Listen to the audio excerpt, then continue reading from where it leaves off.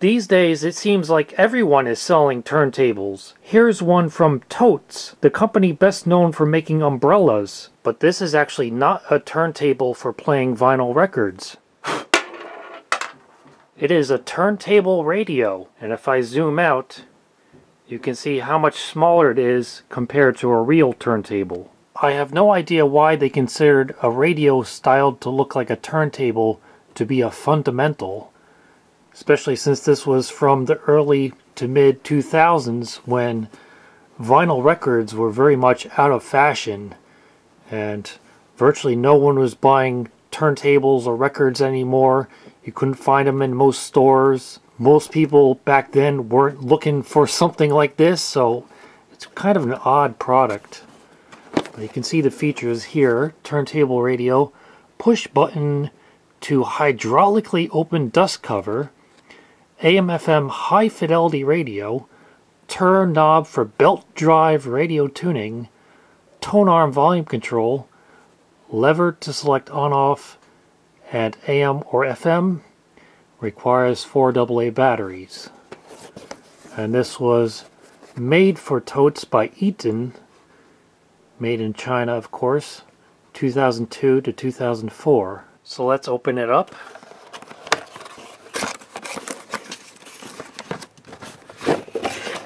And there it is. And we get a little bit of instructions with it. So just basic instructions on how to use it. It has a built-in AM antenna and a wire for the FM. And those are just different languages. And don't throw it in the garbage. And here's that hydraulic opening system. You just push this button on the front and the dust cover gradually opens all on its own. Don't you wish the dust cover on your real turntable did that? Just push a button and it slowly opens up by itself. And yes, it actually is belt drive. That is a real rubber belt. Probably taken off of a cassette deck or something. So this knob here is for the tuning. This is the tuning dial. I guess that's the pointer. And here's the tone arm, which is the volume control. You move it further in to make it louder, move it out again to make it quieter. And this is your on-off and band selector, imitation counterweight, just a plastic molding. On the bottom there's the battery compartment for 4 AA batteries. And there's the FM wire antenna. I put in some batteries and uncoiled the FM antenna, which is actually quite long. Turn it on.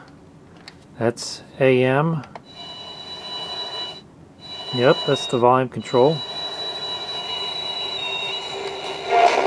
Station, we have 41 degrees time. 710 WOR with your chance to win $1,000. Go to 710 W. Seems to have a very wide bandwidth on AM. Not very selective. At 710WOR.com. On 710WOR, it's Jessica. Doesn't get very loud.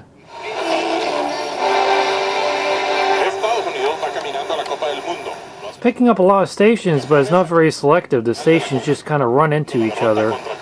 And the amplifier clips very easily. Yeah, I can get to about there, and anything above that just gets more distorted. And I noticed it doesn't cover the expanded band on AM, which it should have, considering that it's from the 2000s. And I believe all radios made beginning in 1994 were supposed to tune up to at least 1700 on AM.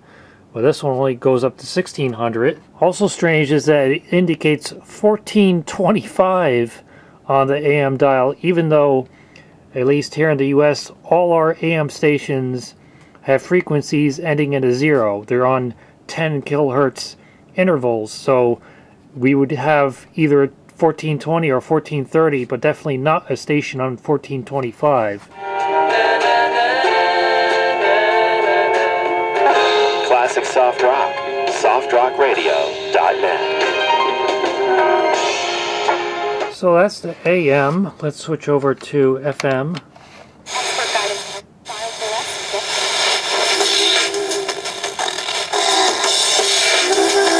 It's very shrill sounding on FM. Jeez. I wonder if they're doing any de-emphasis on the FM. Sounds like it doesn't have any de-emphasis. Your own home. DraftKings is safe, secure, and reliable. Download the DraftKings Sportsbook app now. Sign up using... This is reminding me a lot of that fake vacuum tube novelty radio I did a video about a couple years ago. Because on that one, it was pretty much the same thing. The AM sounded pretty good, and FM sounded very shrill and sibilant. And that's the same thing we're getting with this. And they'll pay my granddaughter to take care of me. with Freedom Kit. Picking up plenty of stations, it just doesn't sound very good. You can operate it with the dust cover closed, and I think that actually improves the sound quality a little bit. Hold the center in his party while fending off a growing populist wing, was ousted as Conservative Party leader by his own members today in a no-confidence vote. I was scared of pretty girls and starting conversations. It's been a while since I heard that song. You can always find the best music on the bottom of the FM dial, below 92. That's the non-commercial part of the band. How come you do me like you do?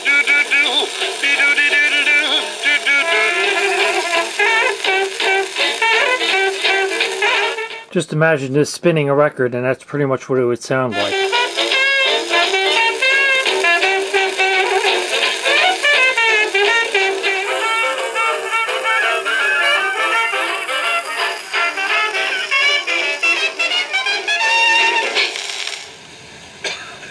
Excuse me, I got a little lost there on Firebird, but the gist of it was, we heard the orchestral numbers that Chu Berry takes tenor solos on.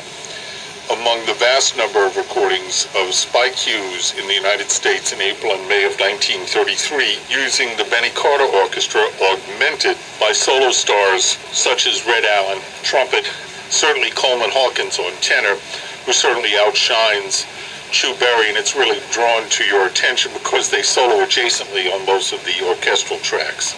So we are just hearing some music from 1933, probably played from the original 78s. In case you're wondering, this thing has almost exactly the same footprint as a CD case, and if we actually try to put the CD on the platter, you can see that it's a bit too big to fit. Just barely fits on there, but not perfectly centered, so unfortunately, you cannot use a CD styled to look like a vinyl record and put it on here to make it look more like a turntable. It wouldn't quite fit. But I do wonder about this thing because this is from the early to mid 2000s, and this style of turntable with the exposed motor and belt wasn't really in fashion back then. That style didn't start to become popular until the 2010s, with turntables like the U-Turn Orbit. So I wonder if somebody at some turntable manufacturer had one of these and they liked this style with the external belt and they decided to make an actual vinyl record player with this type of belt on it. Because even this tone arm looks quite a bit like the one on the U-Turn.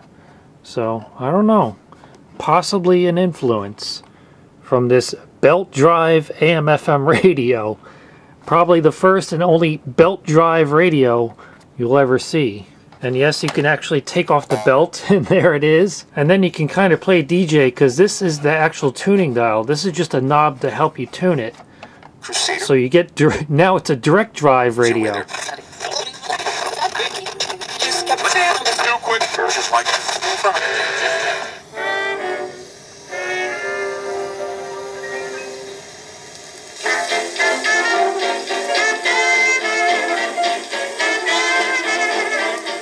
It's a great show. They're just playing old records from the 1930s. So that's about it for this novelty Totes turntable radio from the 2000s. Certainly better as a decoration than as an actual radio, but I like it anyway. In